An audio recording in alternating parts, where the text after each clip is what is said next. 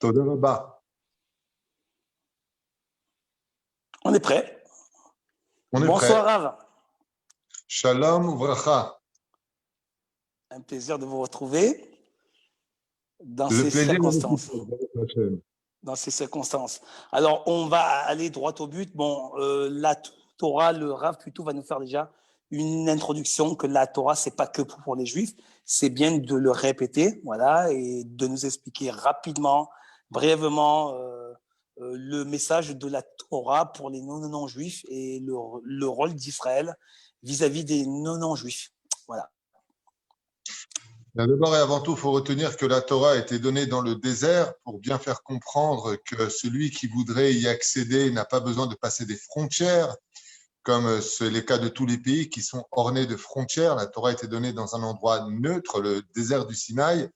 Et donc, tout celui qui voudra venir entendre la parole de Dieu, si je peux me permettre l'expression, et la mettre en application, était libre de venir. Et ce n'est pas pour rien que, justement, la section hebdomadaire dans laquelle les tables de la Torah ont été données à Moïse et au peuple d'Israël et à tous ceux qui voulaient se joindre à eux, eh bien, est mise sur le nom d'un converti du nom de Jéthro en français, Yéthro en hébreu, pour bien faire comprendre que la Torah, absolument, ne s'adresse pas qu'aux Juifs, à un tel point que le Talmud dans Masechet Avodah Zarah, Bedav Gimel Amud Aleph, dit au nom de Rabbi Meir Baal HaNes, un des plus grands maîtres du judaïsme, qu'un non-juif qui étudierait la Torah écrite est aussi grand à ses yeux qu'un Kohen Gadol, qu'un grand prêtre dans son travail.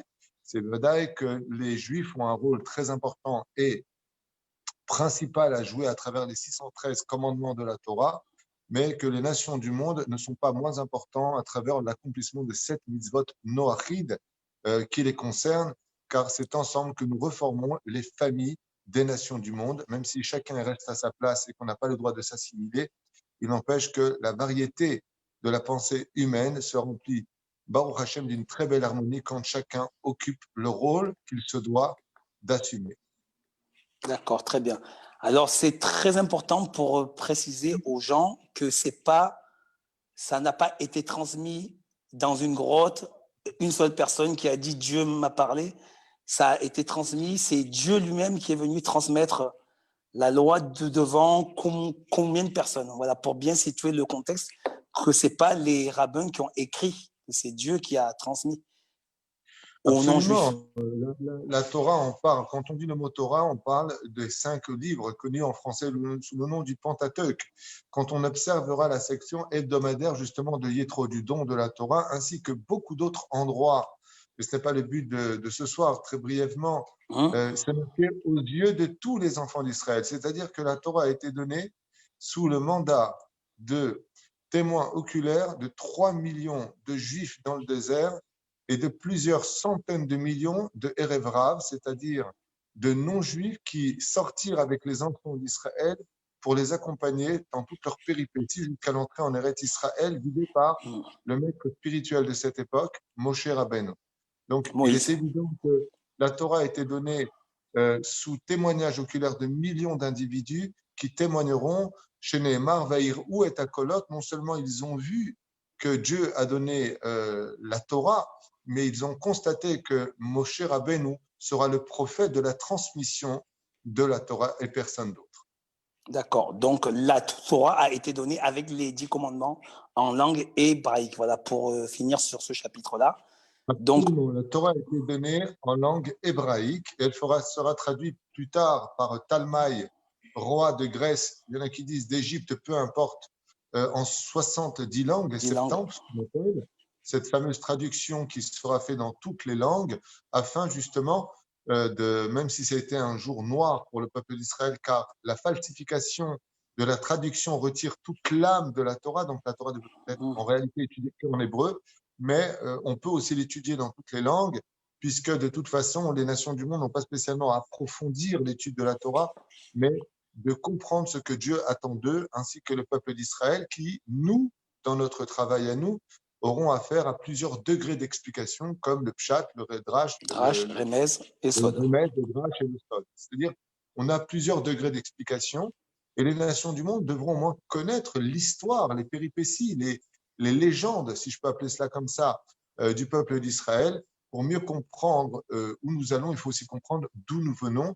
Et justement, la paracha de cette semaine, la section que nous allons lire pendant ce Shabbat qui arrive, le Tova Benibracha, parle justement de ce sujet-là, puisque nous repartons à travers les trois pères de l'humanité, Shem, Ham et Yafet. Shem, Ham, c'est marqué comme ça en français, et Yefet en français, qui sont les pères de l'Occident, de l'Orient et de l'Afrique. L'Afrique, d'accord. Maintenant, Rav, on va aller sur la première partie du sujet, donc l'actualité, voilà, le coronavirus, krach boursier, voilà, crise économique, voilà. Est-ce que la Torah avait prédit cela et la Torah et les commentateurs, bien sûr, bon, voilà, et les références, Rav, important D'abord, pour les non-juifs.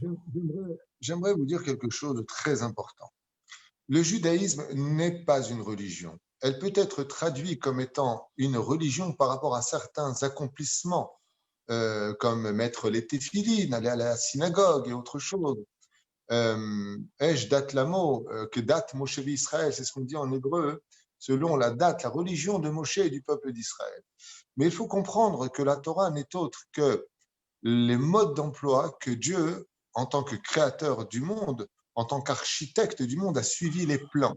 Et donc, s'il a créé le monde avec tout ce qu'il contient pour le meilleur comme pour le pire, c'est que les plans du monde, donc la Torah elle-même, la Torah écrite et la Torah orale, connue sous le nom de Mishnah, de Talmud, de Halakha, des lois juives, parlent absolument de tous les sujets. Et c'est très important de comprendre que par rapport à ceux qui veulent constamment séparer la religion de la politique, ce qui est une très grave erreur, ce qui est presque du christianisme à la limite, de séparer la Torah de la vie sociale, du travail professionnel, de séparer la Torah de la science.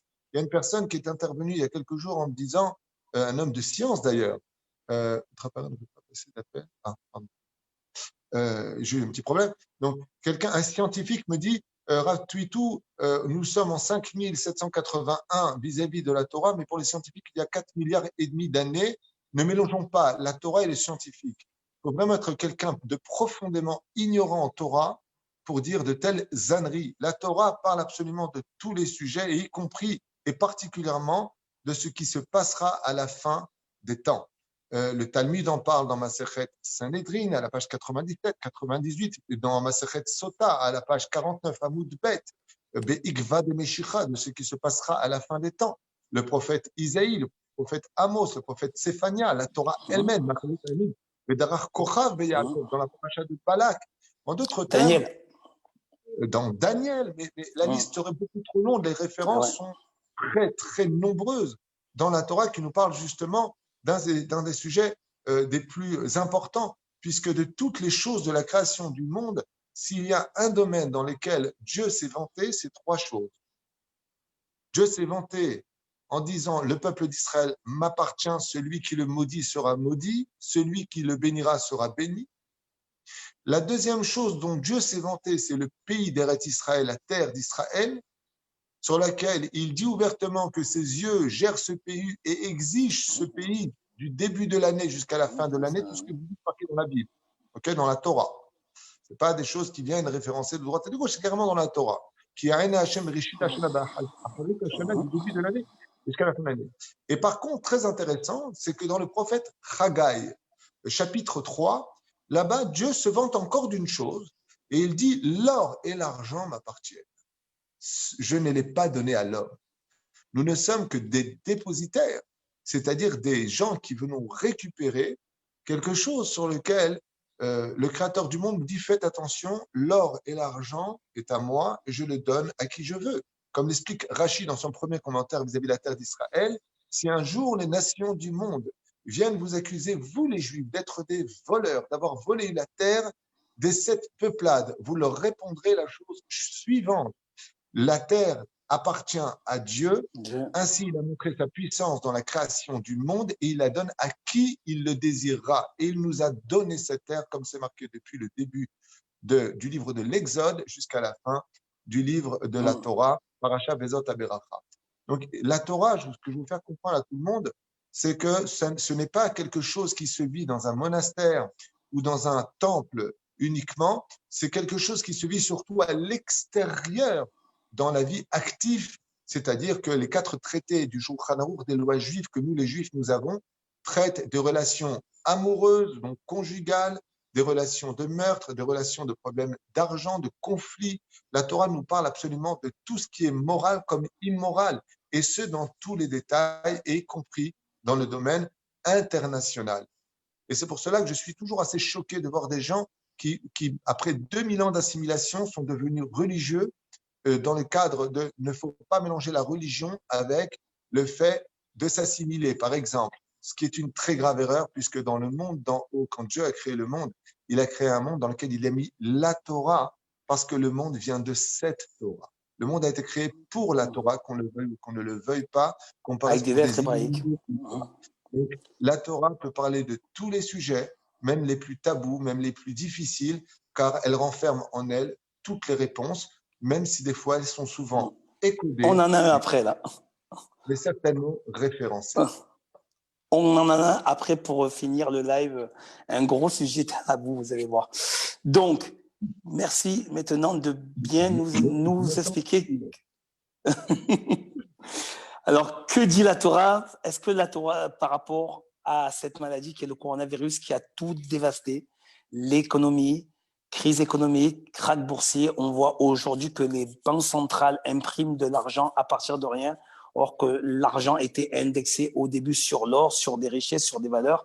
L'argent n'a plus de valeur, donc on est vraiment dans un krach boursier, dans une crise économique, dans une crise même, on va dire aussi humaine. Est-ce que la Torah avait prédit ça? Est-ce que la Torah avait prédit la Première Guerre mondiale, la Deuxième Guerre mondiale, la Troisième Guerre mondiale, le coronavirus, tout ça, voilà. Alors d'abord et avant tout, j'aimerais d'ailleurs faire un rebondi sur, vous savez, il y a en ce moment une petite image qui passe de moi, comme quoi que j'aurais dit l'Europe va le payer très cher parce que patati patata, un cours que j'avais fait il y a à peu près 6-7 ans, après des attaques très très violentes en France, dans du Bataclan, les responsabilités de l'ordre et du gouvernement de cette époque qui était au courant en France et qui n'a absolument rien fait pour empêcher les choses, comme l'ont montré les journalistes par la suite. Mais ce que n'ont pas compris les gens, c'est que d'abord ce message a été complètement faussé parce que je mettais en garde, tout comme la Torah nous met en garde contre la guerre de Gog ou Magog ou le christianisme avec la guerre de Armageddon ou l'islam, met en garde contre la fin des temps, du dévoilement de Dieu, du jour de la justice, ou même les bouddhistes même, et même les sectes même, les Lef Alpha Abdalim, sans faire de comparaison avec Israël, mais de prévenir de ce qui peut arriver, comme je l'ai fait en disant faites attention de ce qui se passe en Europe, parce qu'effectivement, là, ce ne sera pas ceci et cela, comme disent les prophètes. À la fin des temps, Dieu viendra régler les comptes. C'est pas moi qui le dis. Je citais un livre que n'importe quel abruti aurait pu acheter dans une boutique, à savoir maintenant s'il y adhère ou pas. Moi, je suis rabbin, donc j'explique ce que la Torah explique à mes élèves. Comme c'est sur Facebook, bien entendu, ou sur les réseaux sociaux, ça peut venir dans les oreilles de qui voudra l'entendre. Maintenant, moi, je crois en ce qui a marqué et j'explique qu'à la fin des temps, il y a une guerre de Gog ou Magog, connue sous le nom d'Armageddon en français pour les chrétiens, entre autres, et qui explique qu'il y aura une guerre entre l'Orient et l'Occident. C'est une guerre qui est prévue depuis des décennies par nos sages, et non pas moi personnellement. Et dans le message, j'explique qu'effectivement, avec ce qu'est en train de faire l'Europe pour des raisons certainement démographiques, parce qu'il faut beaucoup plus de matrices pour remplir les pays, pour relever justement une économie. Une erreur très importante s'est commise en Europe, c'est qu'avec les Portugais, ça l'avait fait en France, mais là, ce qui est en train de se passer, c'est une islamisation sur le domaine de l'Europe. Et hier ou avant-hier, pas plus que cela, un homme s'est fait décapiter. J'ai expliqué dans un cours ce qu'attendait l'Europe, non pas ce que je souhaitais à l'Europe, mais ce qui arrivera de l'Europe si les choses ne changent pas, et on peut changer les choses. Voilà quel était mon message. Mais bon, il y a toujours des individus qui adorent casser du sucre sur les juifs et qui adorent particulièrement casser sur les rabbinim. On est dans la période de cassons du juif ou cassons du rabbin. Donc, je ne veux pas m'attarder sur ce sujet-là, mais ça me fait plaisir de le dire quand même et d'expliquer un peu en public ce qui se passe. Ce qui est certain, c'est que de toute époque, les sectes, comme par exemple le nouvel ordre dit mondial, que tout le monde accuse à tort et à travers, ou peut-être à raison, je n'en sais rien, ça ne m'intéresse pas, les Illuminati. Et il est sûr et certain que dans toutes les époques, il y a eu des gens qui ont voulu diriger le monde, comme Nimrod, Nabucodonosor, Titus, Alexandre le Grand lui-même et bien d'autres conquérants, il y a toujours eu, comme Achashverosh, des gens qui ont voulu diriger les finances, diriger le monde, diriger la vie des autres. Aujourd'hui, Facebook et les réseaux sociaux sont les numéros un mondiaux pour diriger et surveiller nos vies privées à un tel degré que on peut savoir ce que tu as mangé, où tu étais, ce que tu as fait, combien tu as dépensé, de quelle façon tu l'as dépensé, par rapport à je dirais, une violation dans la vie privée de chacun de nous. Il y a toujours eu ce pouvoir de vouloir diriger la vie des autres. Et il est évident que le Créateur du monde, comme je vous l'ai dit, il y a trois choses sur lesquelles il met vraiment les points sur les i. C'est la terre d'Eretz Israël qui est toujours au centre de tous les débats de façon générale, que ce soit pour la guerre ou pour la paix. Il y a cette dimension d'être juif, on est constamment critiqué quand on est religieux, c'est carrément nous qui avons amené le coronavirus, alors que 33% de la situation, par exemple en Israël, est orthodoxe, 33, donc ça laisse combien 67 encore de gens qui ne sont pas orthodoxes et qui sont porteurs du coronavirus. Donc on a toujours cette sacralisation du juif ou du religieux, et Dieu nous dit touchez pas à mes enfants, ça suffit avec cela. Et la troisième chose, c'est l'argent. Et l'argent est dénominateur de toutes les problématiques qu'on appelle l'effet domino. Quand il n'y a plus d'argent, cela provoque la jalousie, comme les émissions que c'est en train de se faire aujourd'hui, où beaucoup de gens disent, vous trouvez ça normal qu'il y a 2000 milliardaires sur toute l'humanité qui ont autant d'argent. C'est moi ce que j'appelle de la pure jalousie. Pour moi, le parti le plus immoral, même pas pour moi, selon la Torah, c'est le communisme. Parce que dans le judaïsme, il y a la tzedaka. La tzedaka, c'est celui qui a les moyens, qui a eu de la chance, qui a été choisi par Dieu d'avoir cette chance d'être riche et de pouvoir, selon sa volonté, de donner à l'autre. Et dans le judaïsme, on nous apprend qu'il n'y a pas de richesse, si ce n'est que de savoir donner, relever. Mais de là à prendre par la force ce qui m'appartient pour le donner à l'autre, sous prétexte qu'on s'appellerait camarade ou toute autre dénomination, c'est ce qu'on appelle de la pure jalousie et du vol. Mais ça, c'est un autre sujet, mais c'est important quand même de le stipuler dans ce qu'on est en train de vivre aujourd'hui avec la jalousie qu'on entend dans les réseaux sociaux à propos de ceux qui ont fait leur fortune, qui l'ont pas volé, qui ont su travailler, qui ont de la chance, qui ont été bénis sur leur travail, et ceux qui se retrouvent dans la difficulté ou sous prétexte, ouais, je comprends pas, toi, tu es riche, moi, je suis pauvre, c'est pas juste. Eh bien, mon pote, quand tu regardes ta main, tu vois, il n'y a pas un doigt qui a la même hauteur que l'autre. Et pourtant, c'est ensemble qu'on arrive, avec l'aide d'Hachem, de pouvoir créer le monde. C'est-à-dire, si tu acceptes, toi, de m'aider, de ta volonté, alors tu feras une mitzvah, une bonne action. Mais de là à venir dire, pas de l'argent, tu me le dois, c'est anti-Torah et anti-moral. Et c'est très important d'en parler aujourd'hui parce que la paracha de la semaine de Noir, justement, nous parle des premiers communistes de l'époque qui estimaient que ce qui t'appartient m'appartient et ce qui m'appartient, je vais voir si je peux te le donner à l'occasion. Donc ça, c'est quelque chose qu'il faut remettre un petit peu dans l'ordre, on va dire, dans cette immoralité que nous vivons aujourd'hui. Mais pour répondre à la question, oui, la Torah nous parle absolument des crises économiques et je tiens à rappeler très très brièvement, sans rentrer dans tous les détails, qu'on n'est pas aujourd'hui au premier crash boursier, à la première panne économique, puisque le jeudi noir, jour fameux connu d'ailleurs, très très connu, pardon, le crash boursier du 24 octobre 1929, on a eu le 29. crash boursier le 24 octobre 1929, le crash boursier de lundi 19 octobre, si je peux me permettre, 1987, le crash boursier en 90, le crash immobilier qui a fait des dégâts incommensurables en 91, 2007, 2008, le crash boursier en juillet, août 2011, sans oublier le crash boursier en décembre 2013 et de janvier 2014, la Chine qui fait trembler toutes les bourses en 2015, le crash boursier du coronavirus qui, lui, par contre, provoquera en d'autres termes aussi la chute du pétrole en 2020, mais qui est effectivement différente des autres. Et pourquoi est-ce que la Torah nous parle de cela? Parce que quand nous avons des crashs boursiers qui interviennent, hormis le fait qu'il y ait des gangs organisés pour justement essayer de contrôler le monde, chose qui a toujours existé depuis la création du monde.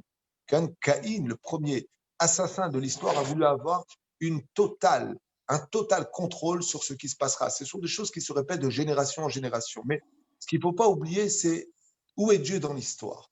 Et la Torah nous dit, la Torah orale, dans Masechet Sota, Be'igvad et Mishicha, que dans Sanhedrin, surtout dans Sanhedrin, la Masechet, donc dans le Talmud, il y a, juste pour ceux qui ne savent pas quand est-ce qu'a été écrit le Talmud, il y a 1800 ans. Ok? En ben David ba ad sheikale pruta minakis. Velo imtseu dag ladug. Je m'explique. le Talmud, il y a 1800 ans en arrière, prévient l'humanité que dans la génération de la fin des temps, c'est-à-dire avant le renouvellement du monde meilleur, celui qui se définira par étant le Messie. Donc l'islam va dire qu'il vient de chez eux, les chrétiens vont dire que c'est Jésus, nous les juifs on appelle le descendant du roi David, les bouddhistes vont dire que c'est Bruce Lee, les sectes vont l'appeler comme ils voudront, on s'en fiche. Il y a une chose qui nous réunit au niveau de l'idéologie, c'est l'avenir d'un monde meilleur, de passer d'un jour qui s'éteint pour un nouvel espoir qui réavive l'humanité. Le Talmud nous dit explicitement qu'à la fin des temps, il n'y aura plus d'argent dans les poches.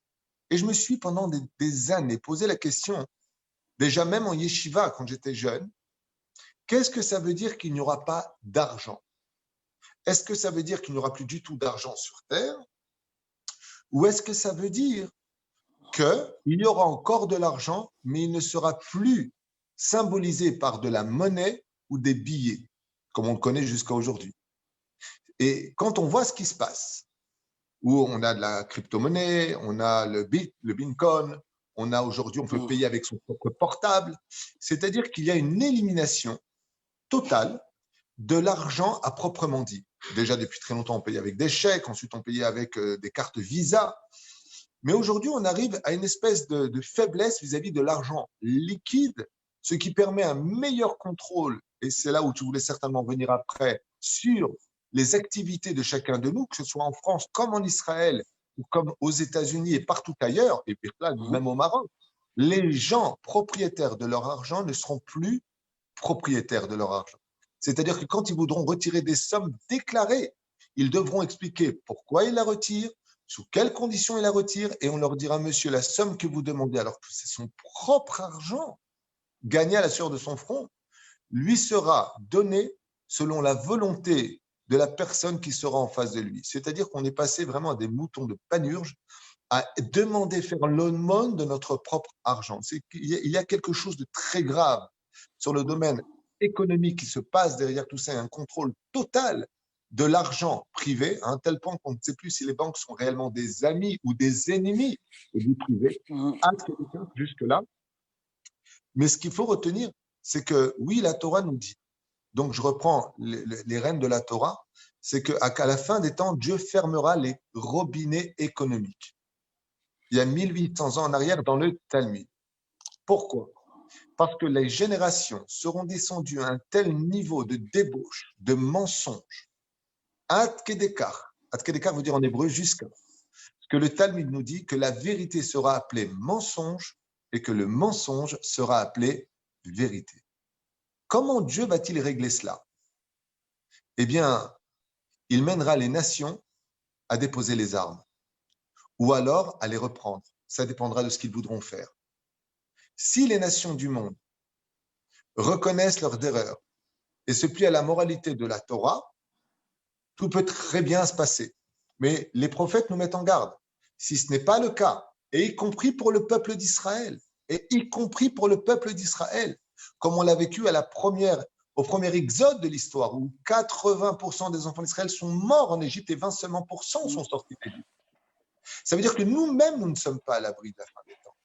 Si le peuple d'Israël ne fait pas teshuva, retour aux valeurs morales et à la volonté de Dieu d'accomplir sa Torah et ses mitzvot, et que les nations du monde ne respectent pas les 7 lois qui les concernent, alors on va replonger dans une obscurité qui s'appelle l'obscurité de la fin des temps. Et je vais vous dire pourquoi. Parce que même si on a cité quelques années, quelques crashs boursiers internationaux, bien entendu, qui ont fait trembler l'économie mondiale, on n'a jamais connu une situation comme on connaît aujourd'hui. Et pourtant, il y a eu la grippe espagnole qui a fait des millions de morts, beaucoup plus important que ce que l'on connaît avec le Covid-19, quoique, à mon avis, les médias ne disent pas la vérité. Mais ce qui est sûr et certain, c'est que l'économie, combien même le Covid disparaîtrait avant janvier 2021, les conséquences économiques seraient si importantes pour n'importe quel économiste, ce que je vous dis, qu'elle comprendrait plusieurs années de réparation, donc des dégâts irréversibles au sein des populations et des pays. Donc on est face à une obscurité qui fait plus ou moins, je dirais, peur, Parce que Dieu a un plan, et ce plan, c'est de réveiller les gens en leur disant, vous avez trop compté sur l'économie, sur l'argent, sur la puissance, sur vous-même, en m'ayant mis de côté, et qu'aujourd'hui, de plus en plus, comme le président Trump a dit la semaine dernière, je demande qu'on réouvre tous les temples de prière, car seul Dieu pourra nous sortir de ce virus et de cette situation internationale économique. Et c'est exactement ce que dit le Talmud. Je vous retirerai tous vos moyens jusqu'à ce que tout le monde lève les yeux vers le ciel et dise, nous ne pouvons compter que sur toi. Il serait temps de réinvestir les valeurs spirituelles et les valeurs humaines au sein, pas simplement du peuple d'Israël, qui est d'ailleurs toujours resté fidèle en grande majorité, mais au sein des nations du monde. Et les nations du monde, je le dis une fois de plus, mais avec le langage que moi j'ai expliqué, non pas une malédiction ou un souhait exprimé, mais si les nations du monde, effectivement, ne se reprennent pas sur les minimum règles de moralité, il est certain qu'on va vers une obscurité extrêmement profonde, dramatique, et qui risquerait, comme le dit le terme en hébreu, le mot guerre, en hébreu se dit milchama, qui vient du mot lechem. Quand il n'y a plus de pain à manger, alors on rentre en guerre. Le seul problème aujourd'hui, en 2020, au 21e siècle, c'est qu'on n'est plus à l'époque des arches, des épées, des javelots. On est dans une époque où on n'a même plus besoin réellement de soldats.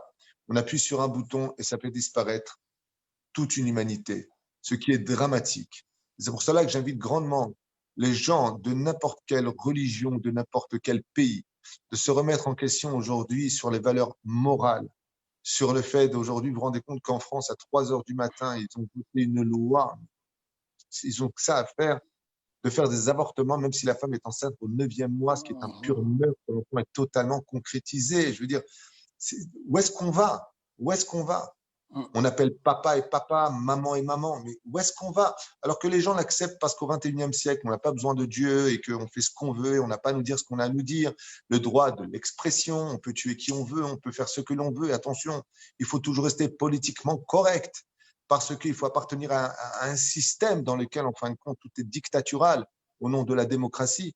Donc, on rentre dans une espèce d'hypocrisie qui aujourd'hui fait extrêmement peur et ne plaît pas à Dieu. Et c'est pour cela que quand il n'y a pas d'économie, c'est ce qu'on vit aujourd'hui, il y a l'effet domino, car malheureusement, l'un fait tomber l'autre, qui fait tomber l'autre, qui fait tomber l'autre, on va dire des règles sociales les plus élevées, des rangs sociaux les plus élevés, jusqu'aux personnes les plus démunies. Dans un monde, pour certains pays qui sont très capitalistes, des gens qui nous dirigent avec une maladresse hors du commun, mais vraiment hors du commun, et ce dans beaucoup de pays, avec une situation où les pauvres souffrent énormément. Et le pire, c'est qu'ils n'ont même pas avec qui parler.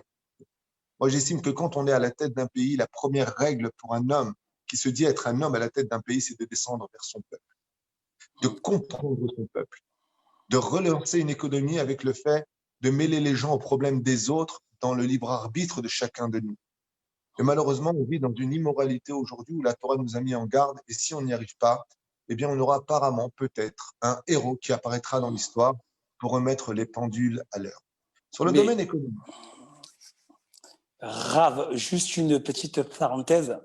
Il y a aussi un problème qui se fait, c'est que quand on tape, par exemple, sur l'immoralité, on ne dit jamais que tromper aussi sa femme ou son mari, c'est un acte qui est aussi immoral pour Dieu.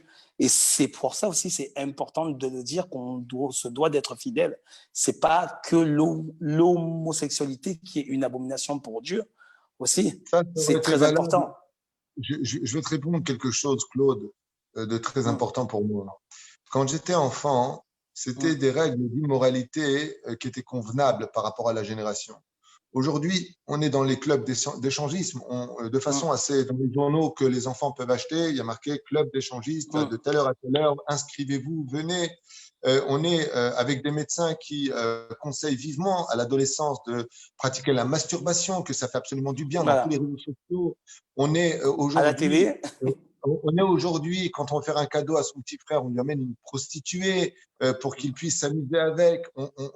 On est loin de l'immoralité des films à caractère pornographique d'il y a 50 ans en arrière, 30 ans en arrière, est-ce que l'on vit aujourd'hui, où n'importe quel gamin sur son portable peut mettre le film qu'il veut, même le voir avec son grand frère, qui ne sera non seulement pas là pour le moraliser, mais qui le regardera avec lui en lui disant eh ben, quand tu seras grand, t'en profiteras toi aussi. Donc, je pense que de parler aujourd'hui de la femme qui trompe son mari, qui est considérée comme un des plus graves péchés dans le judaïsme et aussi dans les lois d'ailleurs des Oui, non-juifs, l'inceste, où toutes ces choses-là ont lieu aujourd'hui.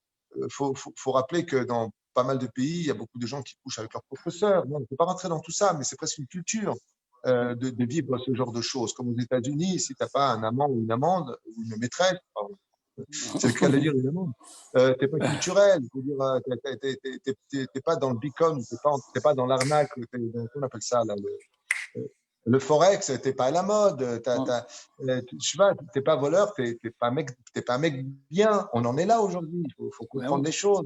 Aujourd'hui, on est dans une génération où quand un enfant adopté se lève le matin, il voit deux mamans devant lui.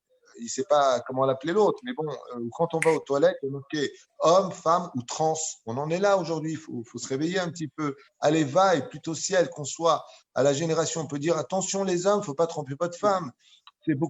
C'est un peu trop préhistorique aujourd'hui parce que non seulement beaucoup de couples malheureusement l'acceptent dans leur façon de vivre les choses, chacun sa vie, mais de qui plus est, ça fait bien longtemps que ces immoralités sont dépassées. Et c'est c'est pour ça ça qui est. qu'aujourd'hui, on arrive à un crash sans précédent comme on ne l'a jamais connu dans l'histoire.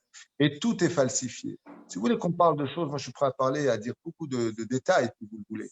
Mais il y a On en parle. énormément de mensonges et les hommes devront rendre des comptes sur tous ces mensonges qu'ils ont non seulement prodigués au sein de leur nation, mais même vis-à-vis de leurs propres lois, en jouant avec la bourse, en jouant avec les banques, en fabriquant des billets de Monopoly, parce que comme tu l'as très bien dit tout à l'heure, sans monopoliser la parole pour moi, parce que c'est quand même un dialogue, mais tout à l'heure, tu as très très bien dit sur le domaine économique, pour sortir un billet de 100 euros, il faut avoir la valeur minimum de matières premières de 15%, sinon ton billet ne vaut rien.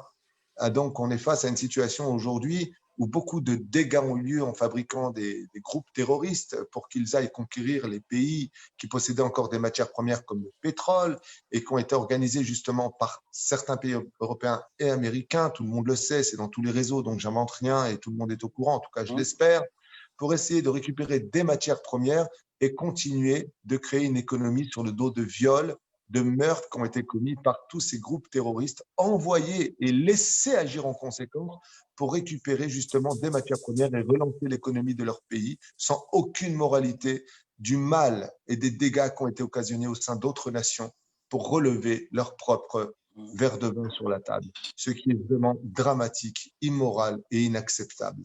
Parce que si ce n'était pas le cas, cela fait déjà très longtemps que l'économie n'aurait pas eu besoin du Covid-19 pour se retrouver en bas de l'échelle, avec une sonnette d'alarme qui devrait faire réagir toute l'humanité. Mais comme on triche, comme les gens mentent constamment, comme on ne dit jamais les vérités sur ce qui se passe, alors Dieu fait agir les choses de telle façon à ce que plus personne n'en ait réellement le contrôle, même s'il y en a qui disent que le Covid-19 a été fabriqué par les hommes et que le but c'est de créer soi-disant un médicament qui pourra le guérir et donc le vendre pour des trilliards de milliards de dollars et que tout, il y a une chose qui est sûre, c'est que combien même un martinet nous frapperait, il y a quand même quelqu'un qui tient ce martinet. Et moi, en tant que rabbin, je préfère voir celui qui tient le martinet que celui qui me frappe, c'est-à-dire les hommes, les Illuminati, l'ordre mondial ou toutes sortes d'organisations françaises, chinoises, américaines, ou qui tu veux, qui se cacheraient derrière tout ça. Car si Dieu ne veut pas, il n'y a pas, et si Dieu veut, alors il laisse faire. Et s'il laisse faire, c'est qu'il a un message pour nous en nous disant, ça suffit avec cette façon de mentir, car vous vous êtes pris au piège dans votre propre système, et ce système est défectueux et inacceptable. Et aujourd'hui, nous sommes obligés de repartir à un point zéro, car l'économie est obligée d'arriver aujourd'hui à un point zéro pour redémarrer le niveau pour le meilleur et pour le pire, car dans tout malheur, il y a toujours un germe d'espoir et de bien qui sortira. D'ailleurs, donc c'est cette notion-là maintenant qu'on va traiter, tout est gamzol et tout va, cette notion de Hachem ou Adok Elohim, voir Dieu de partout et encore plus dans l'obscurité. Donc, ce coronavirus, est-ce qu'il n'est pas là aussi pour révéler notre personnalité, comme vous le dites si bien dans les cours de Torah, Koso, Kiso, Kaso? expliquer qu'on voit la vraie nature d'une personne en général dans 3 cas. Je n'ai pas compris la fin de la question. Que le coronavirus aussi est là aussi pour voir là où nous en sommes, les hommes, individuellement, oui. Avec Rousseau, Crisso, Casso. Si on se met en colère parce qu'on manque d'argent, voilà. Oui, mais encore une fois, ça, j'en ai parlé tout à l'heure en expliquant que on ne peut pas avoir de pouvoir dans l'absolu si on n'a pas d'argent. On ne peut pas diriger les autres si on n'a pas de quoi payer. Je pense que sur le domaine moral, le coronavirus, dit donc Covid-19, a remis beaucoup les pendules à l'heure sur le statut de chaque humain sur Terre. Et que quand on n'arrive pas à fermer nos bouches, eh bien, Dieu nous envoie un virus qui est inaccessible à l'œil. On ne peut pas le voir, on a du mal à savoir comment il mute, où est-ce qu'il se trouve réellement. On peut rentrer dans une atmosphère ou toucher un appareil, puis après toucher notre bouche. Et puis en fin de compte, la seule chose qu'on apprendra, c'est qu'on ferait mieux d'apprendre à fermer sa bouche. Et c'est pour ça qu'on a des masques aujourd'hui pour nous apprendre un petit peu la moralité. Je pense qu'il y a une très, très, très importante leçon d'humilité à retenir du Covid-19 pour toute l'humanité y compris. La deuxième chose, c'est que personne n'était à l'abri puisque les plus grosses sociétés aujourd'hui se retrouvent menacées de faillite face à cette situation, puisque les gens sont une fois de plus isolés, on ne peut pas sortir, on est angoissé. Et vous savez à quoi ça ressemble? Dans la chassidoute, dans le judaïsme philosophique, on va dire chassidique, on a l'habitude de dire, est-ce que tu vois la lumière là-bas? La personne elle dit non. Il dit, bon, alors ferme les volets. Ferme les volets et il dit, mais est-ce que tu vois la lumière là-bas, la petite lumière, est-ce que tu la vois? Il dit toujours, non, je la vois pas. Alors on leur tire les rideaux maintenant. Alors il tire les rideaux et puis là, il dit, ah oui, je vois un truc qui brille. Des fois, il faut plonger dans l'obscurité pour être capable de voir la lumière qui est en réalité beaucoup plus importante que l'ampoule qui nous faisait briller jusqu'à aujourd'hui. En d'autres termes, je pense que le point le plus positif de l'histoire, c'est que Dieu a mieux à nous donner, à nous et toute l'humanité, que la lumière du soleil. C'est ce qu'on appelle Oro Shel Mashiach, c'est la délivrance finale. Parce qu'il est impossible que le monde continue sur son chemin sans qu'il y ait un éveil au sein même de l'humanité, comme ça s'est passé il y a 2000 ans en arrière, par exemple. J'aimerais revenir, si tu me le permets, à ce qui s'est passé il y a 2000 ans en arrière. Sans faire de critique, je voudrais juste expliquer une situation. Il y a 2000 ans en arrière, à l'époque de Ponce Pilate, ce qui animait le plus l'humanité de cette époque, c'était les arènes où les hommes devaient se battre entre eux, se déchiqueter entre eux. D'ailleurs, on est revenu un peu à cette époque en 2002, hein, dans les arènes avec les gens qui applaudissent dès qu'il y en a un qui a cassé sa jambe ou qui a cassé la mâchoire de l'autre, ou alors que pendant l'autre, évanoui, lui, il lève les mains en disant « je suis le champion du monde », alors que l'autre est peut-être en train de perdre sa vie. Eh bien, il y avait cette barbarie qui était tellement métro boulot dodo dans la tête des gens, c'est-à-dire tellement traditionnelle, qu'est venue une personne qui a dit ben moi, je propose qu'on se laisse bouffer par les lions, dévorer, que si on te tend une joue, bien tu tendras l'autre joue. En d'autres termes, une révolte de l'époque. Et ça marche. Tout ce qui est nouveau marche. Ça veut dire que c'est vrai. Ça veut dire qu'il y a quelque chose de nouveau. Et ça démontre une personnalité au sein même de toute l'humanité, c'est-à-dire un caractère plus exactement. Au sein de l'humanité, c'est que quand on en a ras-le-bol d'une situation, on est assoiffé d'un renouveau de l'histoire. Non pas sur le domaine d'une religion nouvelle qui va se créer et s'inventer, mais sur le domaine de nous, alors les Juifs, si c'est vous qui avez le Mashiach, allez qu'ils viennent, et si c'est nous qui viennent, et si c'est eux qui viennent, à la limite que quelqu'un nous amène un nouveau leader, un leader qui soit capable de nous apporter le vrai bonheur, la vraie moralité, parce que qu'on soit juif ou pas, quand on vit dans l'immoralité, quand on vit que par le biais de l'argent, au sein même et aux dépens de nos familles, qui sont les premières valeurs de chaque juif, de chaque humain dans l'absolu, eh bien, on attend un renouveau. Et comme on n'arrive pas à le voir, je pense que le Créateur, maintenant je dis bien je pense, mais je ne le pense pas. Ce que je dis, j'ai toujours des références parce que je ne suis pas un penseur. Je suis un transmetteur de ce que j'étudie, un perroquet. Je n'ai pas beaucoup de connaissances, je ne suis pas un homme de grande valeur. Mais ce que j'étudie, je pense bien le comprendre et je m'efforce de le transmettre. Eh bien, je pense que Dieu, dans cette histoire, est en train de non seulement nous remettre les pendules à l'heure, non seulement nous faire comprendre que l'orgueil nous a menés à notre perte, qu'il n'y avait aucune sécurité, que tout lui appartient, et qu'on a beau avoir les plus grands scientifiques, les plus grands médecins de l'histoire, il y a des moments où on lève les mains, on dit Dieu, il n'y a que toi qui peux agir. Et c'est ce que nous enseigne le Talmud il y a 1800 ans. le Mashiach viendra que quand l'humanité dira ouvertement, Zéou, maintenant, il n'y a que Dieu. Dieu, si tu existes, dévoile-toi parce que nous, on ne peut plus agir. Et là, on est face à une situation, je ne veux pas être pessimiste, comme je l'ai dit, il y a déjà eu des crises économiques, il y a déjà eu des virus, on a parlé de la fièvre, la grippe Espagnol. espagnole, il y a eu d'autres grippes qui ont été dramatiques. À une époque, en 1800, on portait aussi des masques. Donc l'histoire un peu se répète, elle est cyclique d'une certaine façon, et elle a mené à quoi? Eh ben, une fois que c'est passé, on a enterré nos morts, on a pleuré notre vie, et puis on a relancé l'économie, et le monde continue jusqu'à ce qu'on aille sur Mars, Vénus, Saturne, et va l'RTDA. Je pense que beaucoup de gens voient les choses comme cela en disant espérons être assez forts pour passer la crise. Moi, je dis que transformons la crise en espoir de telle façon à ce que demain soit meilleur pour nous tous. Ok, Raph. On va attaquer le dernier sujet qui est le plus important, qui est le plus houleux.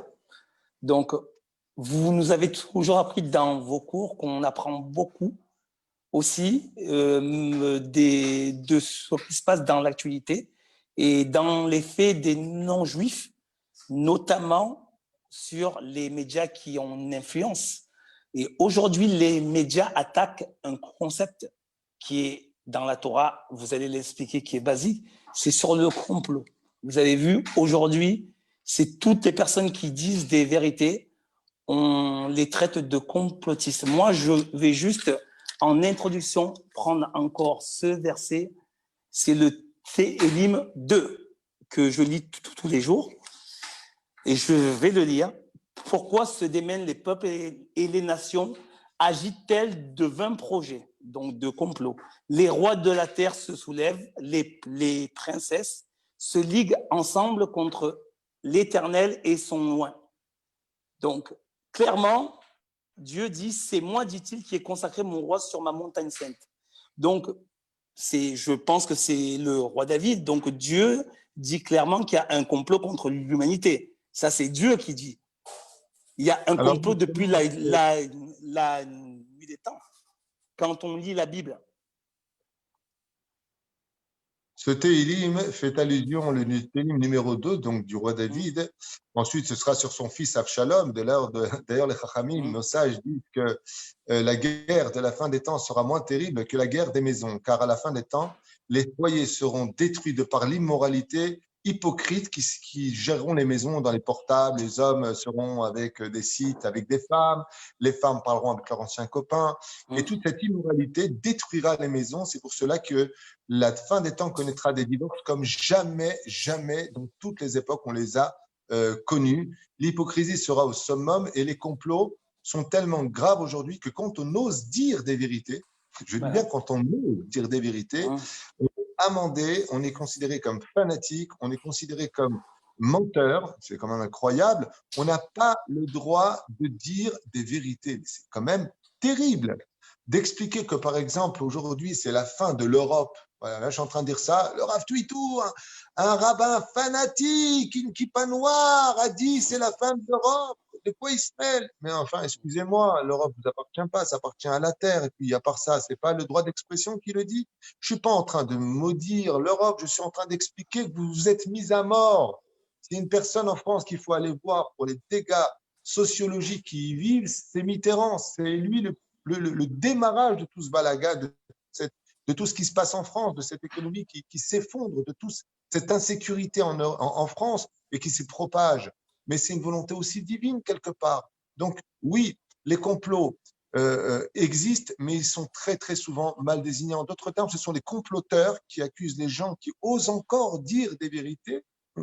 Ils osent, hein, sous peine d'amende, voire de prison, voire d'expulsion, parce que tout simplement, la meilleure façon de passer pour un innocent, c'est de passer pour la victime. Alors qu'en réalité, ce sont souvent les victimes que l'on fait passer pour les bourreaux, alors que c'est eux qui devraient porter plainte. Et malheureusement, la fin des temps va remettre une chose qui va tuer l'humanité. Je dis bien tuer l'humanité, pire qu'un revolver, pire qu'une bombe atomique, c'est la vérité elle-même. Ouais. C'est-à-dire que qu'est-ce que vient nous apporter la fin des temps? Le dévoilement de la vraie vérité dans le monde. Et quand on se rend compte qu'on s'est trompé toute sa vie, quand on va se rendre compte que les religions, et peu importe laquelle, je ne rentre pas dans les détails, la vérité sortira. Il n'y aura qu'une religion à la fin des temps. Alors imaginez, on va dire comme ça, exactement, que les chrétiens vont dire, justement, il a raison. Là, les juifs vont le regretter. Hein, c'était Jésus, notre. Ouais. L'islam va dire, mais maintenant, vous allez voir maintenant, c'est Momo. Et puis, les bouddhistes, c'était Bouddha. Et puis, les autres vont dire, c'était Shiva. Et l'autre, ils vont dire, quand la vérité va sortir dans le monde, quand les gens vont être démasqués, viendra un jour, on va l'enlever, ce masque. Et que la vérité sortira sur toute cette hypocrisie, au sein même du peuple d'Israël, pas simplement chez les nations du monde. La honte sera si grande qu'on préférera mourir que de l'affronter. Et c'est pour ça qu'aujourd'hui, on vit une immoralité. Je vous ai noté quelque chose tout à l'heure que j'ai lu dans Masechet Avot, au nom de Rabbi Nachman, qui dit quelque chose d'incroyable. Le Yetzer Hara, les forces du mal, ont 3 pieds sur terre. La force de l'argent, de la nourriture et de la débauche. Mais celle qui règne sur toutes les autres et qui provoque l'effet domino, c'est l'argent. Ce qui fait que quand tu manges trop, quand tu ne vis que pour manger et que tu ne manges pas pour vivre, tu t'emmènes vers la débauche. La clé première, c'est l'argent. Et les Chachamim nous disent que la seule façon d'arrêter tout cela, c'est de bloquer l'argent. C'est quand même incroyable. Je vous parle d'un texte qui date de 2000 ans en arrière, qui dit qu'à la fin des temps, le Créateur du monde fermera le robinet afin que les tahavot, les envies de la nourriture, de manger, je ne parle pas de manger correctement, on a besoin de manger, il ne faut pas être débile. Je parle de celui qui ne parle que pour ça. Sa vie, c'est que ça. Et la débauche qui s'ensuit ne pourront s'arrêter que quand Dieu aura fermé le robinet de l'argent. Et c'est pour cela que la Gemara dans Sanhédrin nous dit le Mashiach ne viendra que quand il n'y aura plus d'argent, car l'argent provoque l'effet domino. Et c'est ce qu'on vit aujourd'hui. Qui fait que Ani Chashuv Kemet, le Talmud nous dit, écoutez bien ce que je vous dis, ce n'est pas David Huitou qui parle. Moi, ce que j'ai dit personnellement, vous pouvez le mettre à la poubelle, mais ce que dit la Torah, je ne vous le permets pas. Ou alors changer de chaîne. Parce que la Torah est vraie, et je n'ai pas honte de le dire. La Torah est vraie, et seule la Torah est vraie. Tu es d'accord, pas content, pas content, fais ce que tu veux de ta vie. Rak Torah est emet ve'en Torah et la Torah d'Israël. Zéro, ça plaît pas, content, pas content. Quand on écoute les imams ou les curés parler dans leur monastère, ils ont le même langage pour eux, mais on les respecte. Mais quand c'est un rabbin qui le dit, mais pour qui il se prend celui-là? Mais c'est pas grave, ça fait partie de la fin des temps, de l'hypocrisie et justement du complot face à ceux qui sont réellement dans la vérité, Baruch Hashem, que Dieu soit béni. Mais la reine, dans cette situation, on comprend que le Créateur du monde va nous amener face à quelque chose de terrible et je voudrais vous citer des textes qui sont très durs à entendre, mais qui disent comme ça. Écoutez bien, parce que dans la mauvaise nouvelle, il y a une très bonne nouvelle, en espérant que de bonnes nouvelles pour toute l'humanité. Amen. Amen. Au lieu de prendre vos vies, dit Dieu, c'est marqué dans le prophète Isaïe ou Irmiaou, je ne me rappelle pas un des deux, il dit, eh bien, au lieu de prendre vos vies, je prendrai votre argent. En hébreu, le mot vie, le sang, se dit damim. L'argent en hébreu se dit aussi damim, c'est le même mot. Kesef et damim veut dire de l'argent. Pour laisser vivre le monde, Dieu proposera un marché aux 70 anges responsables des 70 nations. Je prendrai votre argent au lieu de prendre vos vies.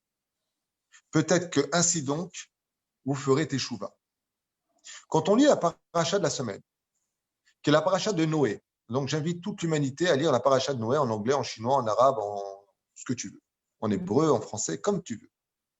Regardez ce que dit Dieu dans les textes. Même si je parais pour être une espèce de prêtre juif, je ne suis pas un, comment on appelle ça, là, ceux qui viennent convaincre les autres, non, pas un gourou, les missionnaires. Je ne suis pas un missionnaire. Je ne vous volerai pas votre libre arbitre. Mais pourquoi il y a eu le déluge sur Terre? D'ailleurs, c'est un des rares faits bibliques reconnus par les historiens. Ah oui, et par les j'ai le livre, là, il est là. Il a Zamir Cohen a fait, donc en fait, un livre qui est relaté dans toutes les civilisations par le du déluge. Prouvé scientifiquement. Alors écoute bien. Voilà, alors écoute bien. Qu'est-ce qui s'est passé? Les premiers versets de la Torah, donc de la Bible, de la paracha de Noé, si vous préférez, nous disent qu'étant donné que le monde s'était débauché complètement et que les uns allaient avec les autres, écoutez bien les textes, ce n'est pas moi qui les ai écrits, on parle de la Bible. Ne m'attaquez pas en procès en disant, t'as vu ce qu'il a dit? Abouti. Les hommes allaient avec les hommes avec les animaux, les femmes avec les femmes avec les animaux, les femmes avec leurs frères, les frères avec leurs beaux-frères. Un truc de fou. C'est marqué comme ça. Regardez Rachid. Et la deuxième chose, le vol.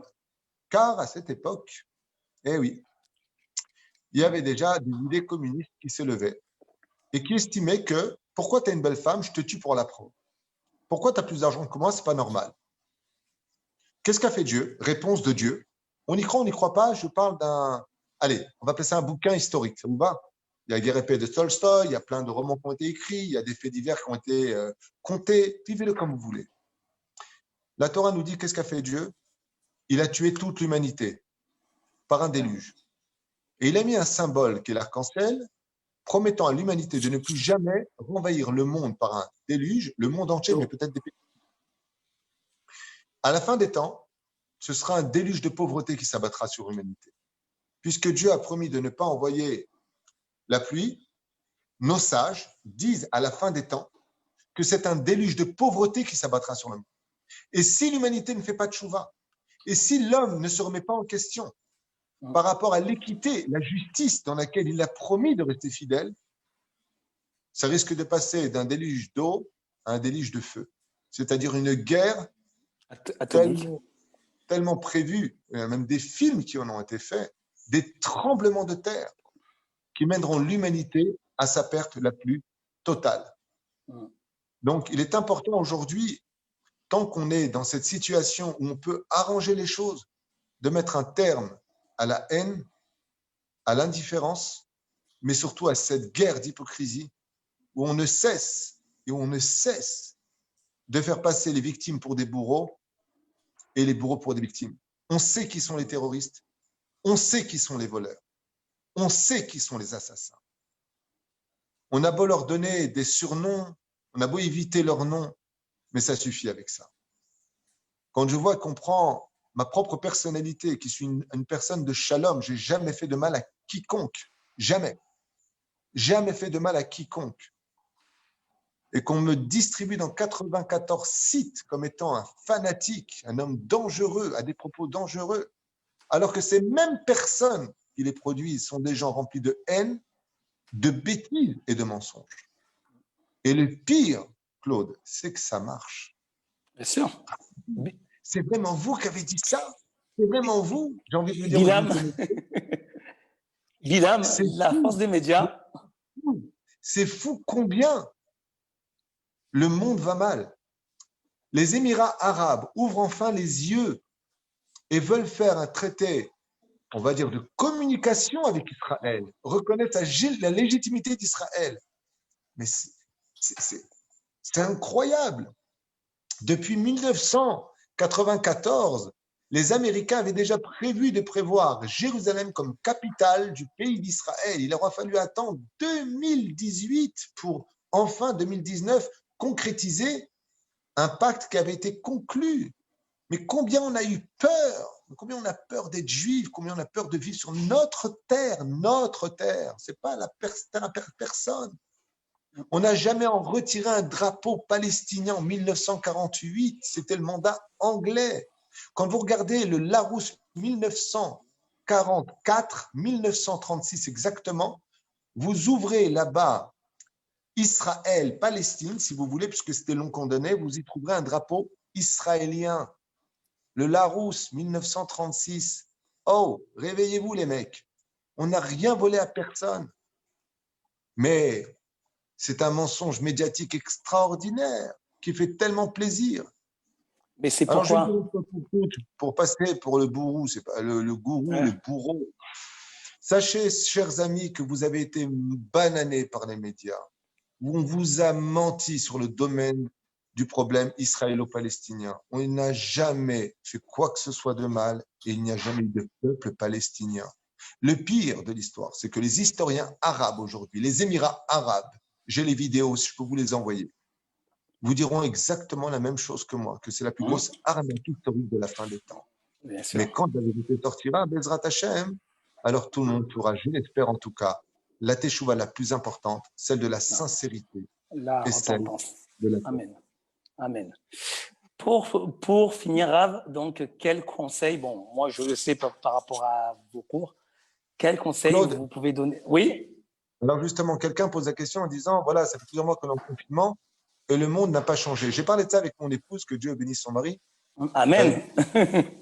Une blague. Maman, que Dieu la bénisse parce que vraiment, elle est à mes côtés dans tout ce que je fais et je suis fier d'elle parce qu'elle est toujours derrière l'écran, me fait beaucoup de choses. J'aimerais vous dire comme ça quelque chose de très important.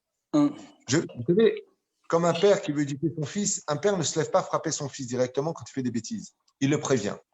Nous sommes, chers amis, encore dans une phase de l'histoire où Dieu nous a mis dans une pseudo-prison. On est dans un isolement. On est dans, je peux vous dire, dans le domaine psychologique, on est dans un brouillard. On ne peut plus épais avec, je vous cite, si je peux me permettre, Covid-19, invité surprise de l'économie mondiale de la fin des temps, qui mènera le monde à vivre dans l'incertitude, l'angoisse, la peur, la panique, voire les suicides, comme on l'a vu dans certains pays comme l'Italie, l'Espagne, où l'économie finira par arriver à l'arrêt total. Des banques mises en danger qui mettront donc tout l'argent des privés en danger. Un contrôle total de l'argent sur le domaine international, où on ne sera plus même nous propriétaires de notre propre argent. Crise du Covid-19 mondialisée sur l'économie mondiale remis en cause qui amènera le monde au point zéro. Vous vous rappelez qu'en an 2000, on pensait que les ordinateurs allaient exploser, qu'on ne saurait plus quoi faire puisqu'on aurait perdu toutes les années précédentes. Non, c'est le Covid-19 qui risque de le faire puisque selon tous les économistes, on parle ici d'un point mort, comme si qu'on devra inventer une nouvelle monnaie pour relancer une économie qui ramènera donc tout le monde entier au point zéro. Elle est faite. Qu'est-ce que ça veut dire? Je voudrais juste m'expliquer sur ça et je vous laisse la parole. Qu'est-ce que ça veut dire? Dans la paracha de Metzora, d'ailleurs dans la paracha qui la précède, la paracha de Tazria, on nous parle de la lèpre. On nous parle d'un virus qui pénètre l'homme et qui apparaît sur sa peau jusqu'à mettre fin à sa vie s'il ne s'arrange pas. Au sage de nous expliquer que cette lèpre ne venait pas sur l'homme directement. Elle venait d'abord sur sa maison. Et ensuite, elle venait sur les habits de l'homme. Et ensuite, elle s'abattait sur l'homme. Bizarrement, la Torah nous donne le remède. Qu'est-ce qu'il devait faire? On n'avait pas à me croire, c'est dans la Torah. Ce que je vous dis, ce n'est pas moi qui l'écris, c'est Dieu. Alors, si vous n'êtes pas content, vous allez au cotel, gilet jaune, manifestation, pas content. Je vous dis la moitié. Donc, dans la Bible, pour ceux qui veulent bien l'étudier, la Torah nous dit qu'ils allaient voir le Kohen Gadol, le grand prêtre. Hein? Et il lui disait, qu'est-ce qu'on fait? Il lui disait, tu es impur. Il dit à cause de quoi? Il lui dit, parce que tu parles mal, tu parles dans le mensonge, tu fais du lachon hara, tu fais de la médisance, tu parles mal des autres, tu parles avec vulgarité, patati patata. La réparation dans la Torah consistait de mettre un masque sur le visage et d'enfermer cette personne, tenez-vous bien, combien de jours? 40. 7 jours. Ah, comme dans... Ok. 7 jours. Écoute la suite. Si cette personne ne s'était pas améliorée, elle n'avait pas fait teshuva sur son hypocrisie, sur la méchanceté de ses paroles, il retournait voir le Kohen, donc le grand prêtre, qui lui disait, retourne encore 7 jours. 7 et 7 7 et 7, 14 valeurs numériques, Mashiach, délivrance. Plutôt David. Oui, David. Mais qu'est-ce que ça veut dire? Dans certains pays européens, le confinement dure 7 jours quand tu viens d'un pays étranger. En Israël, il dure 14 jours. Il y a des similitudes ici qu'on ne peut pas ignorer. Il y a des similitudes ici entre la Torah et ce que l'on est en train de vivre avec le masque confiné dans sa propre maison. Mais la question qui se passe, c'est qu'est-ce qui se passerait ensuite si la personne ne s'améliorait toujours pas? Elle mourrait. C'est-à-dire que les gens ne changent pas. Et j'ai dit à ma femme ce que je voulais vous dire tout à l'heure, c'est ce que je lui ai dit. Je lui ai dit, tu sais, si après le Covid-19, si Dieu veut qu'on trouve l'antidote, et amen qu'on le trouve, parce que moi, il n'y a rien qui me réjouit de voir des gens souffrir. Quand je vois des non-juifs s'aimer, se respecter, des juifs qui se serrent la main, c'est mon plus grand bonheur. Je suis un homme de paix, pas un homme de guerre, même si je sais la faire si on cherche. Mais c'est pas mon but. Moi, mon but à moi, c'est de rendre les gens heureux. Quand je reçois mes rendez-vous, je ne prends pas d'argent. Mon seul salaire, c'est de savoir que j'ai rendu service, qu'il soit juif ou pas. Et tu me connais assez bien pour cela depuis toutes ces années. Ça va plonger où le monde?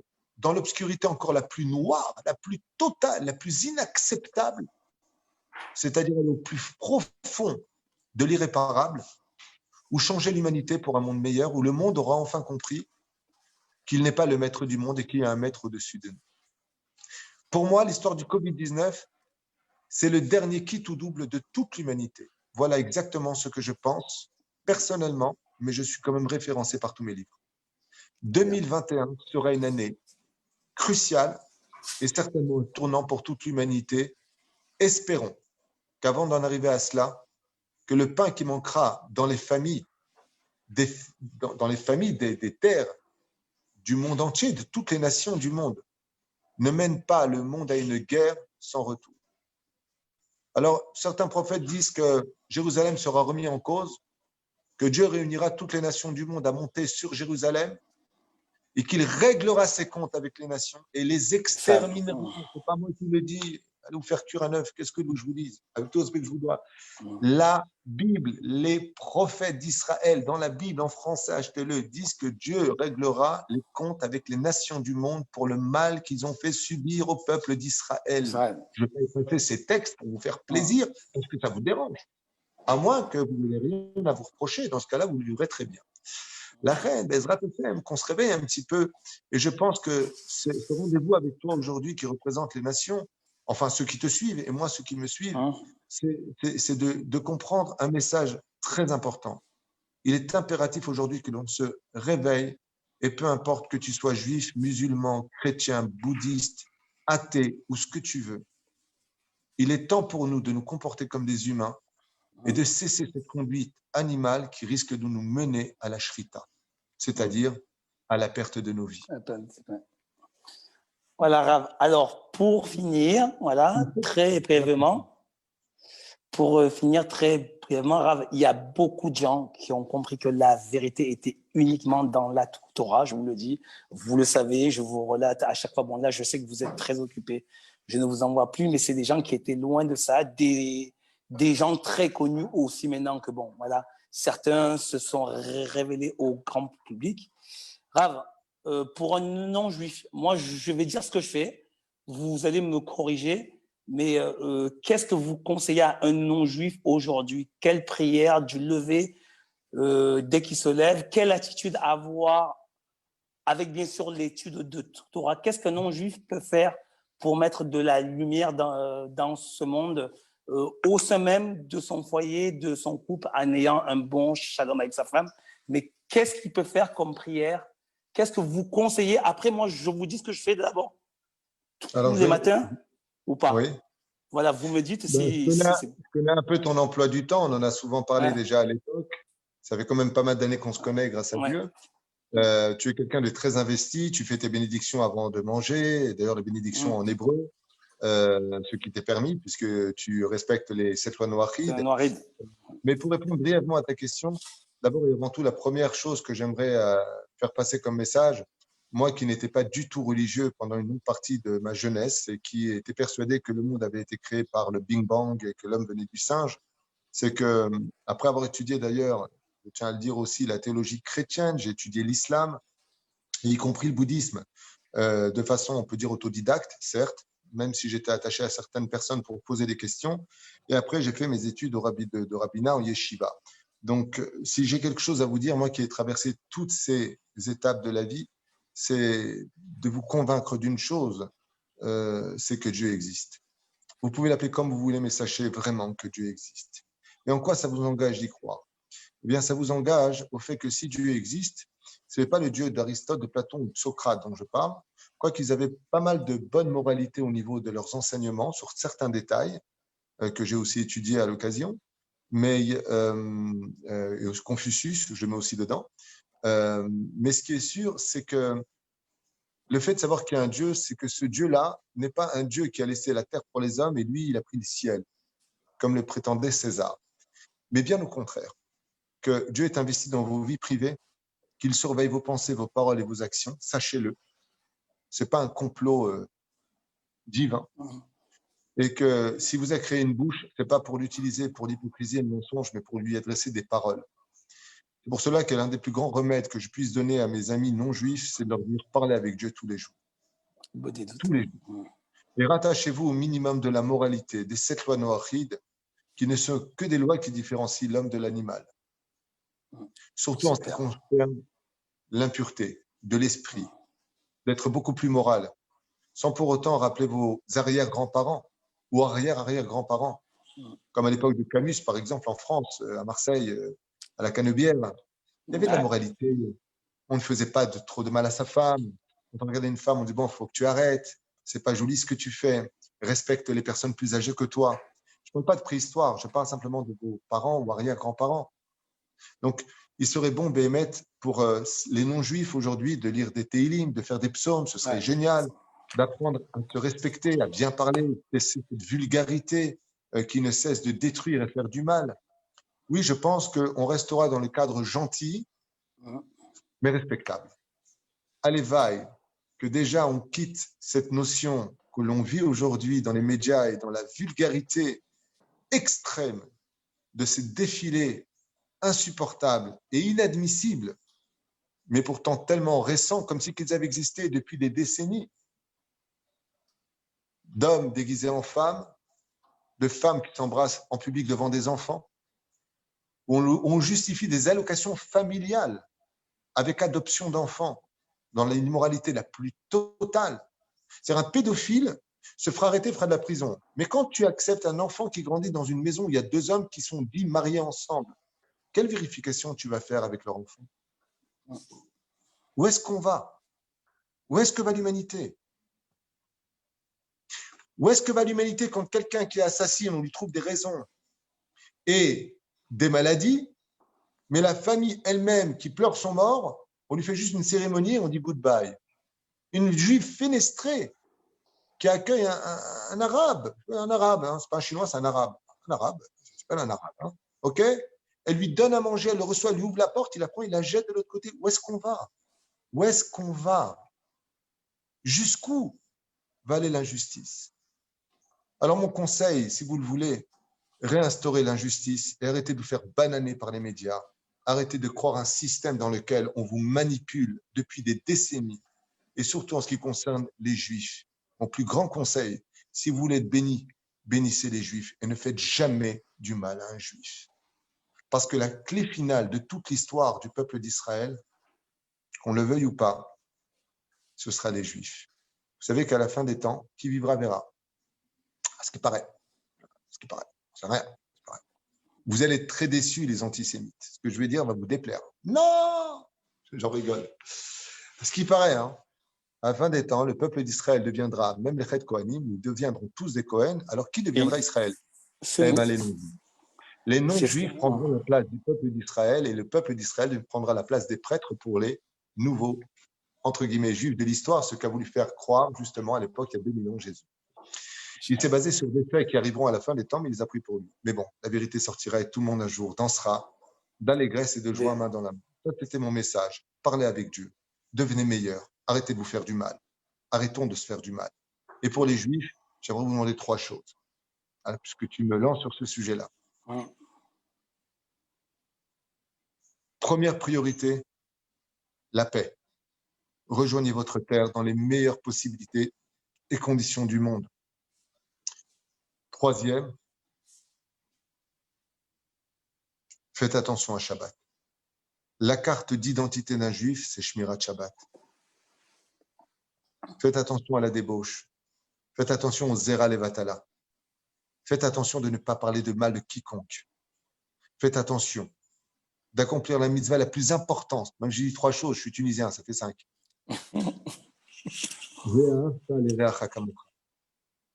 Il se passe beaucoup de problèmes aujourd'hui en Israël. Comme on dit, on lâche le linge sale en famille.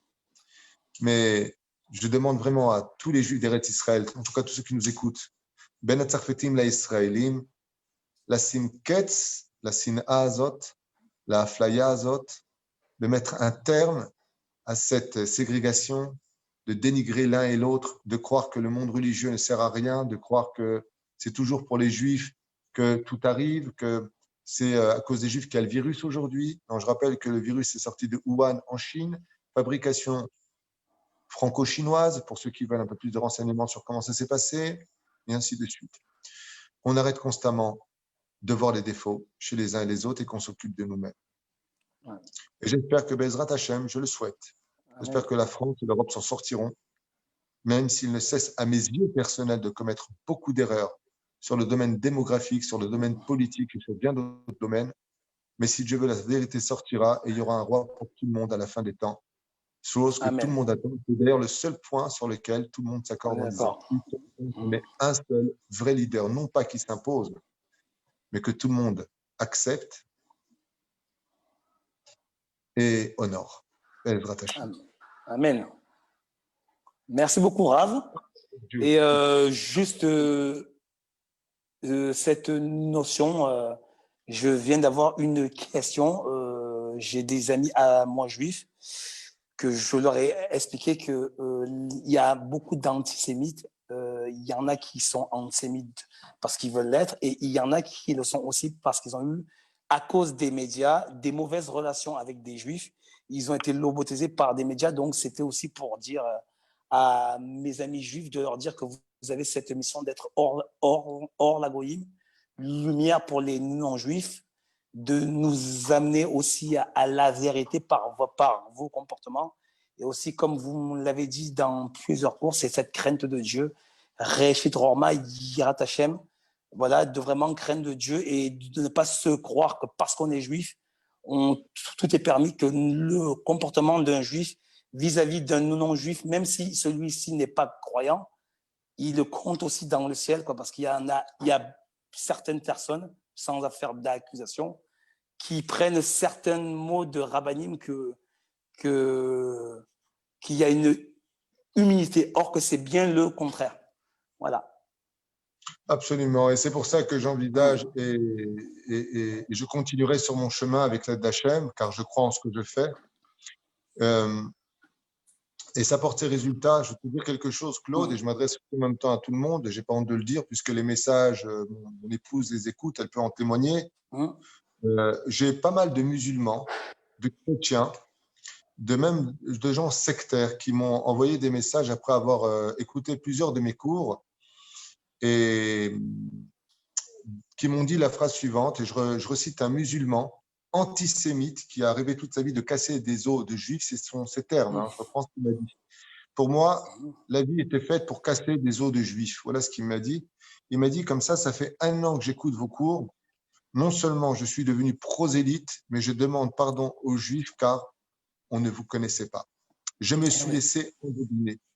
Il y en a qui disent, ouais, les juifs, ils prennent l'argent. Rabbi Nachman, il dit, les juifs aiment l'argent, mais l'argent aime aussi les juifs. Les juifs portent une bénédiction. Sachez que ce n'est pas les juifs qui font de l'argent. C'est que le Créateur du monde nous bénit sur notre chemin pour que l'économie passe effectivement par les juifs parce qu'on est porteur de bénédiction. Or, la goïm, ce n'est pas qu'un enseignement philosophique. Et il y a aussi des juifs qui ne le savent pas. Il y a aussi des juifs qui vivent dans une très grande précarité. Il y a énormément de pauvres aussi au sein du peuple juif. Mais de façon générale, moi, j'inviterai grandement les nations du monde, chaque non-juif, avant de jeter une pierre sur un juif ou une insulte ou quoi que ce soit, d'apprendre à nous connaître et d'arrêter d'être manipulés, motivés, à nous haïr, à nous détester et à vivre sur des préjugés. Alors que, Béhémet, quand on apprend à nous connaître, moi j'ai eu beaucoup d'entretiens avec des non-juifs qui ont fini en me disant « Rav Tutu, vous êtes quelqu'un de merveilleux, j'ai envie de fréquenter que des juifs » et des choses comme ça. Maintenant, encore une fois, nous, on n'a pas le droit de s'assimiler, on ne peut pas se marier avec des non-juifs, c'est sûr, mais on n'a aucune haine vis-à-vis de personne. Et on peut dire que même après l'Holocauste, Israël a été le premier pays à tendre la main à l'Allemagne pour qu'un traité de paix se fasse entre nous et que des relations diplomatiques interviennent. Le peuple d'Israël oublie très souvent ses souffrances et de qui plus est, c'est un peuple qui ne recherche que la paix. Il faut le savoir, on l'a cherché pendant des décennies avec nos voisins. On a reçu des missiles sans réagir. Je rappelle la guerre du Golfe, je rappelle plein d'autres événements. On a reçu pour que vous sachiez une petite idée comme ça, que les gens ne savent peut-être pas.